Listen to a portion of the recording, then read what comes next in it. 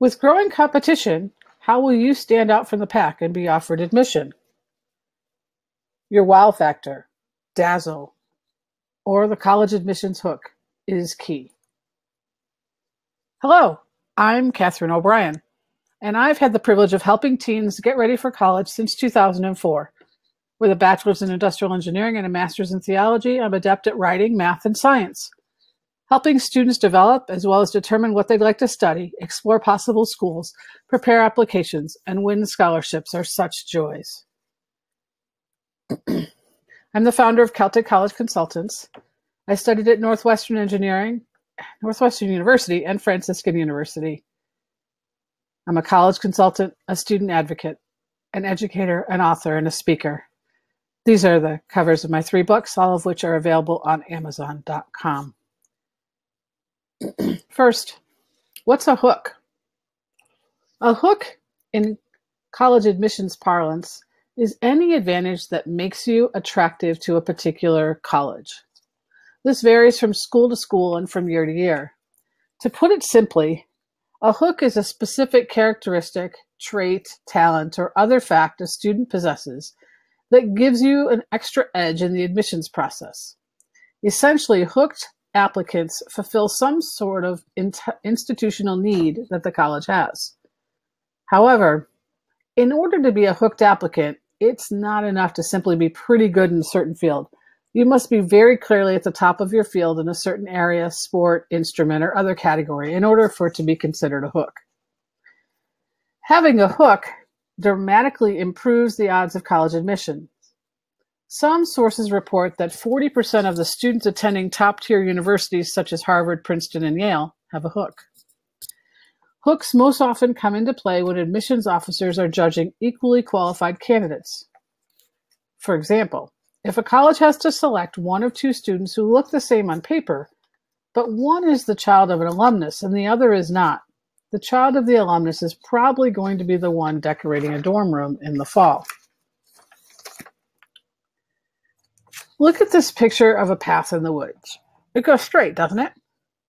Look closely. Do you see the lesser path going off to the left? That's like the path through admissions for the hooked applicant. Unhooked applicants are evaluated against students who are in their test score and GPA range and who have similar extracurricular activities. They may also be placed in pools with students who come from their same high school, location, and overall personal and academic environment.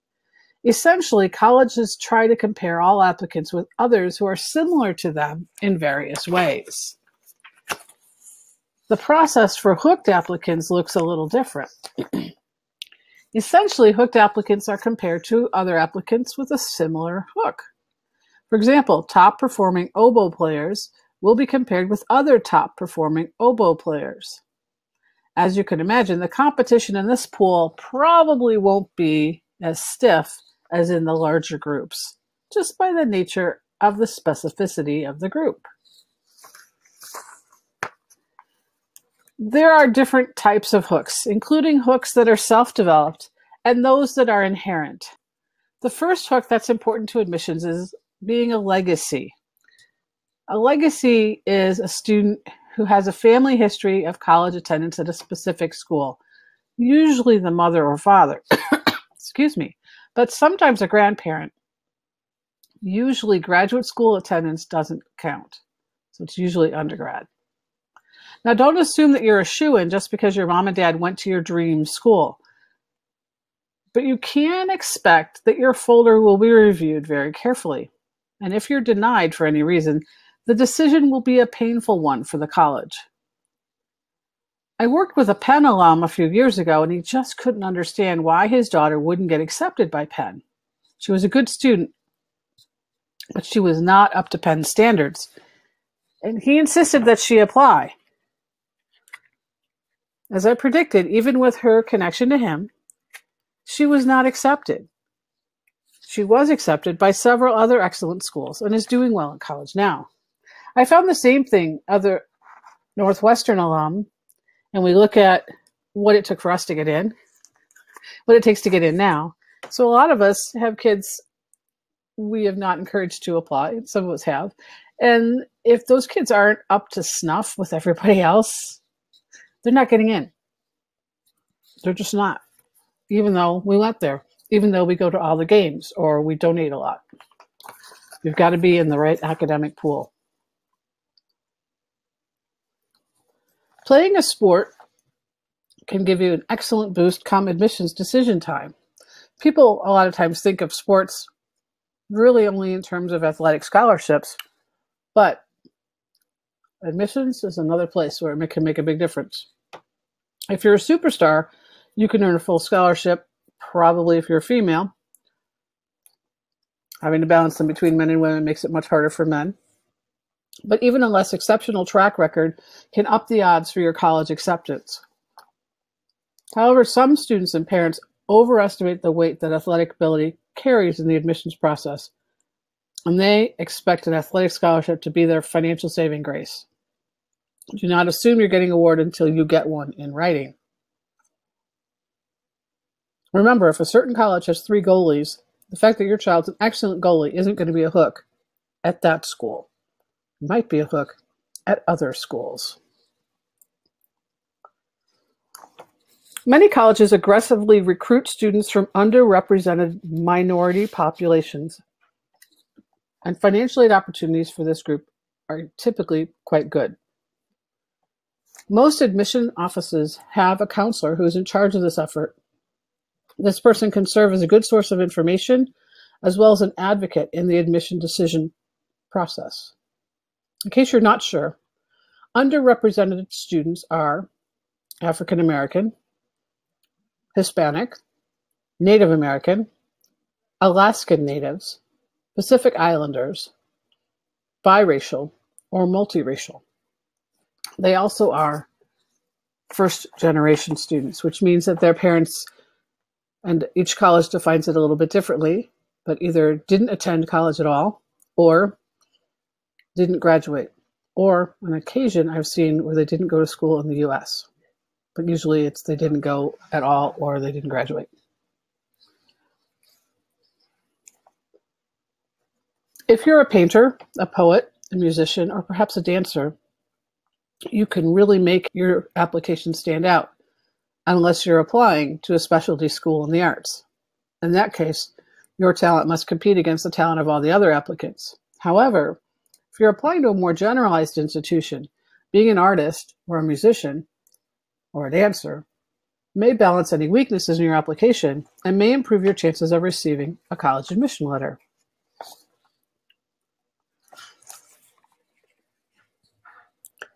At a public college or university, being an in-state or out-of-state, depending on what state you're in, resident's obviously a hook. At many institutions, coming from an underrepresented region in the state can also be an advantage. Or it could be a region in the country.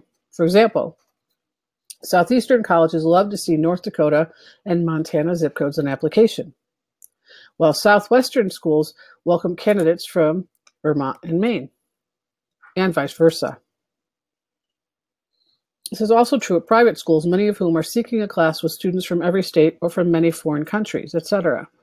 And you'll even see it with religious schools. For example, Catholic students in Utah can be a hook for Catholic schools that really want to have a student from every state in the union because there aren't very many Catholics in Utah.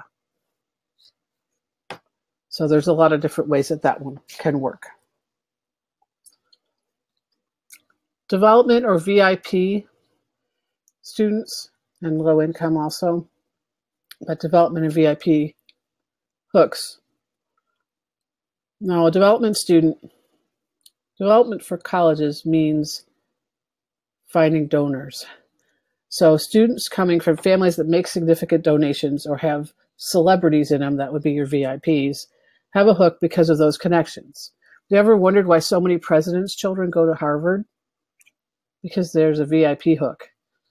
They also have to be academically pretty decent in order to get to Harvard, but the VIP hook is strong.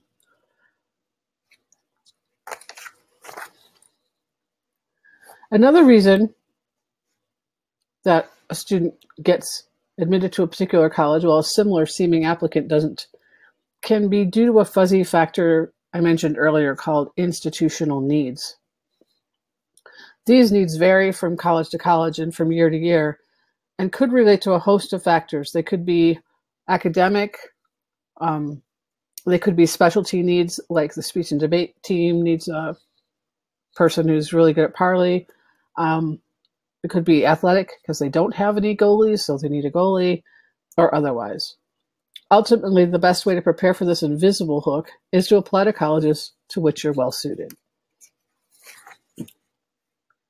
So now that we've taken a look at kind of what they are and how they work, let's talk about how you find your hook. With growing competition, how are you going to stand out from the pack and be offered admission? First, do some research to figure out what your choice colleges might find attractive. For example, women interested in engineering, or men interested in nursing, or community activists, or entrepreneurs, or screenwriters. Perhaps your top choice university recently introduced a new major or a multidiscipline program and is looking to increase enrollment in that area. Match what the student might find attractive, what the school might find attractive with your interests, talents, and experiences. Put on your thinking cap and brainstorm with others. You'll come up with something special or unusual that you can offer. Your wow factor doesn't need to be truly unconventional. For example, combining a talent or interest with either community service or a business and pursuing it with passion may achieve the desired result. Use your creativity. Are you a wizard at card tricks? That's card tricks, not card tricks. If so, maybe you could set up a weekly class or program to teach underprivileged or sick children. Do you play an unusual instrument or sport? Are you a talented vocalist? Maybe you could entertain senior citizens. Maybe you could start a web business or build sites for community service groups.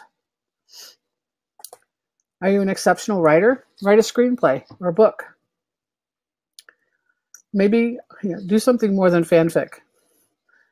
Maybe use your writing skills in a community service environment and write grant proposals for charities.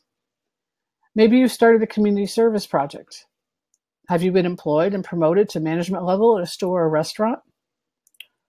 If you love art, are you a docent at the local museum? Do you volunteer to teach art at school or at a summer camp? Are you taking classes, doing research at a local university, enrolled in summer study programs? Whatever you decide, make sure your interest is genuine and your commitment is deep and real. College admissions officers are not clairvoyant, but they have done this long enough to tell the difference. Evidence of passion, leadership, initiative, commitment, and making a real difference is critical. And it makes everything different than if you're just doing it to pro forma, just to make it look good.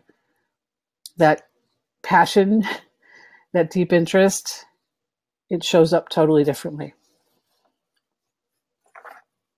Try to make this a theme that runs through your high school activities, which, if it's a passion, it will, your recommendations, and your application essays. Once you've established your wow factor, you'll need a plan to reinforce it, promote it, make sure it resonates. The admissions people should hear about it in surround sound, so to speak, just from every aspect of things. It should be a recurring theme without being tedious about it, but this recurring theme about you. For assistance with identifying, amplifying, or displaying your hook, please schedule a consultation. We'll discuss your situation and explore ways that I could help you achieve your goals. To schedule a virtual meeting, go to celticcollegeconsultants.fullslate.com, click on my name, Katherine O'Brien, and choose consultation. Then pick a date. Both parents and the student are available, and we'll spend an hour discussing your situation. I look forward to meeting with you.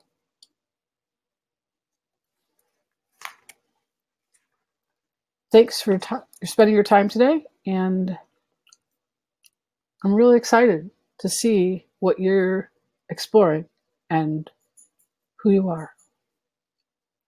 Until we meet.